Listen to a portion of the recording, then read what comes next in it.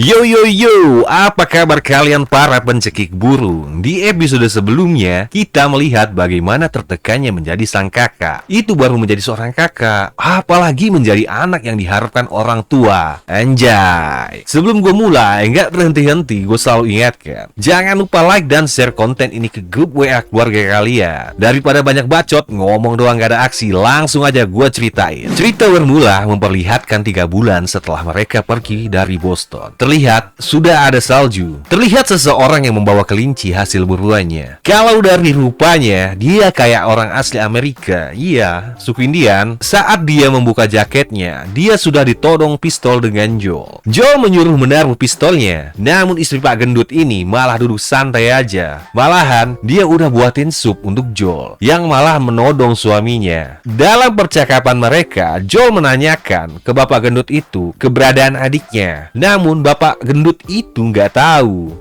I'm looking for my brother.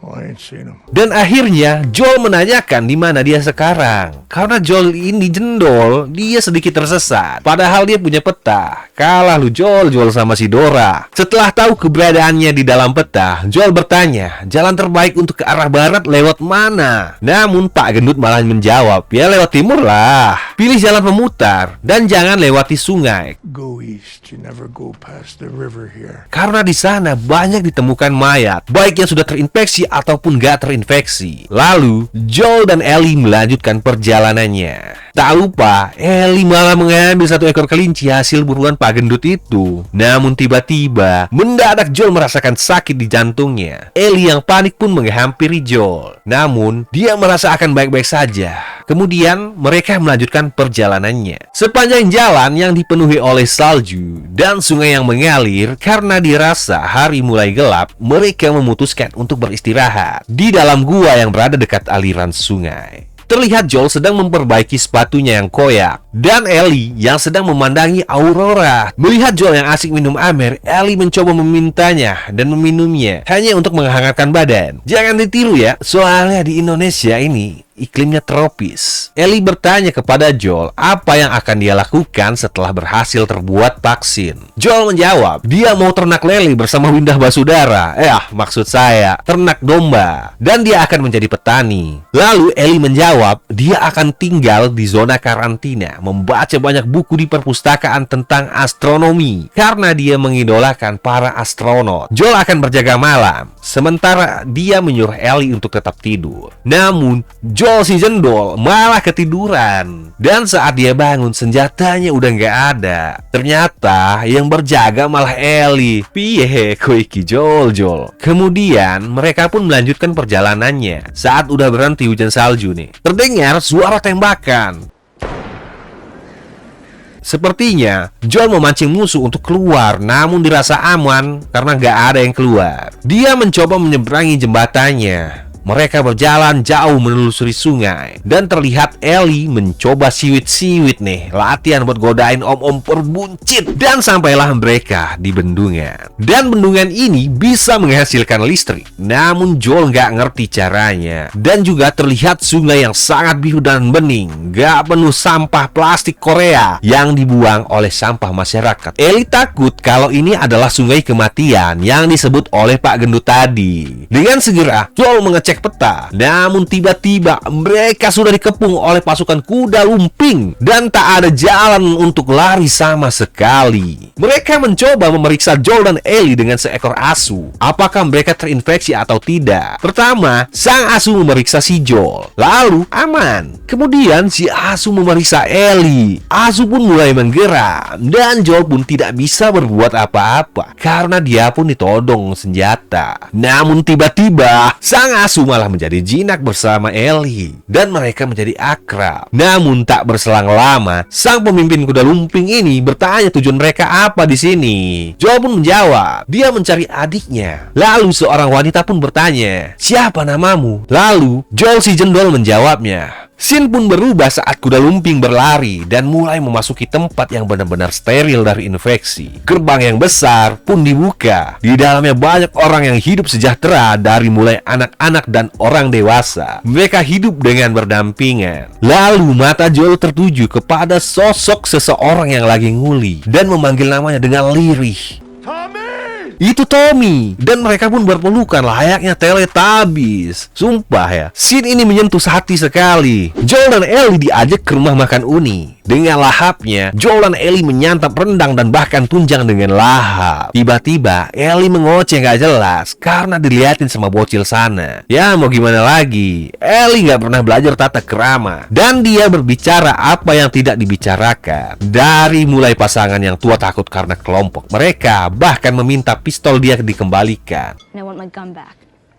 They also aren't armed. Joel meminta waktu kepada ibu Ireng ini buat ngobrol sesama keluarga. Di luar dugaan, ternyata Tommy sudah kewong nih dengan ibu Ireng ini yang bernama Maria. Lalu Ellie memberi selamat dan menyuruh Joel si jendol juga. Untuk mencairkan suasana, Tommy mengajak mereka berkeliling untuk melihat-lihat. Dengan sombongnya, Tommy ngomong nih kalau dia bisa headshot zombie dari jarak 1 kilometer. Namun Joel sang kakak tahu banget nih Tommy gimana orangnya. Ternyata listrik di kota itu dipasok dari bendungan yang mereka lewati. Maria berkata, di sini tidak ada pemimpin. Semua di sini dipilih secara demokrasi. Jadi mereka bekerja menjadi babu para warga, mengatur semua kebutuhan. Ya, gak seperti negara Konoha, mereka memperkaya diri. Ellie pergi bersama Maria untuk mandi dan bersih-bersih. Sedangkan Joel akan mengobrol bersama Tommy. Sambil ngamer, mereka mengobrol banyak karena udah lama gak ketemu. Dan bertanya soal tes, bertanya soal bocil FF itu, yang semuanya dijawab oleh Joel si jendol dengan berbohong. Kemudian Tommy berkata, markas Fireflies ada di Universitas Colorado. Joel mengajak Tommy untuk ke sana, tapi Tommy nggak bisa karena istrinya sedang hamil. Akhirnya mereka pun cekcok adu mulut karena mereka mulai mempermasalahkan kehidupan pribadi mereka. Dengan Joel yang keluar dan akan pergi besok pagi dari sana. Saat jalan pulang, jantung Joel mulai kambuh. Ia melihat wanita yang rambutnya mirip dengan anaknya, Sarah, yang udah meninggoy. Dan kemudian ia pun sadar kalau itu bukan Sarah anaknya. Scene pun berganti. Terlihat Ellie baru kelar nih mandi junub yang sedang melihat pesan dari Maria dengan baju bersih yang layak dipakai dan ada menstrual cup. Jadi itu tuh kayak semacam pembalut tapi dari silikon, guys. Ellie pun masuk ke rumah Maria dan menemukan catatan di papan tulis. Ada nama Kevin dan Sarah beserta tanggal lahir dan wafatnya nih. Kemudian muncul Maria membawakan jaket untuk Ellie dan merapikan rambut Ellie. Ya, semacam rambut anjal yang gak keurus. Sambil memotong rambut, mereka mengobrol satu sama lain. Maria menceritakan dia dulu adalah asisten jaksa. Dan kemudian Maria bertanya tentang memorial yang Ellie lihat itu dibuat oleh Tommy. Kemudian Ellie turut berduka untuk anak-anaknya Maria.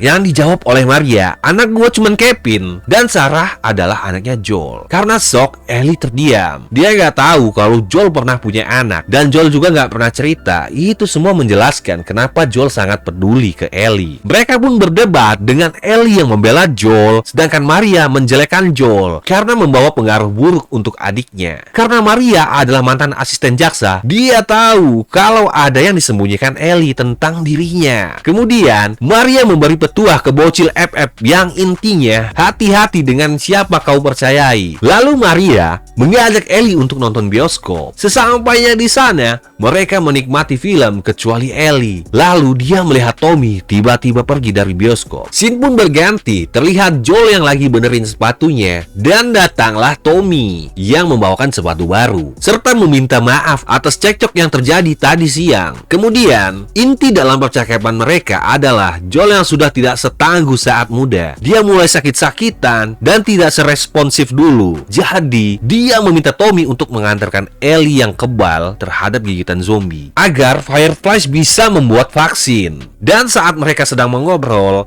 terlihat Ellie yang keluar dari bioskop entah mencari wangsit ataupun cuan. Kemudian terlihat Joel yang masuk ke kamar Ellie untuk mengobrol dengan Ellie. Namun Ellie sudah tahu apa yang mau dibicarakan oleh si Joel. Dan ternyata saat Joel mengobrol dengan Tommy, dia menguping. Dengan menahan tangisan, Ellie marah kepada Joel karena cuman dengan Joel dia merasa aman. Namun karena keputusan yang sudah dibuat Joel sudah bulat, ia pun pergi. Keesokan paginya, Tommy menjemput Ellie ke kamar dan mereka pun berjalan ke kandang kuda. Namun terlihat Joel sedang mencari kuda untuknya karena Joel akan pergi dari sana. Buat apa maling? Ambil aja. Pasti gua kasih, jawab Tommy. Joel menyuruh Ellie untuk memilih akan pergi dengan dia atau Tommy. Tanpa ragu dan segera, Ellie memilih Joel walaupun jendol. Kemudian Joel dan Tommy berpisah karena Joel akan membawa langsung Ellie ke Fireflies untuk membuat vaksin. Dan terlihat mereka keluar gerbang. Mereka melakukan perjalanan yang panjang. Di tengah perjalanan, Joel mengajari Ellie bocil FF menggunakan AWM. Namun karena Rip Eye membuat Joel mencontohkan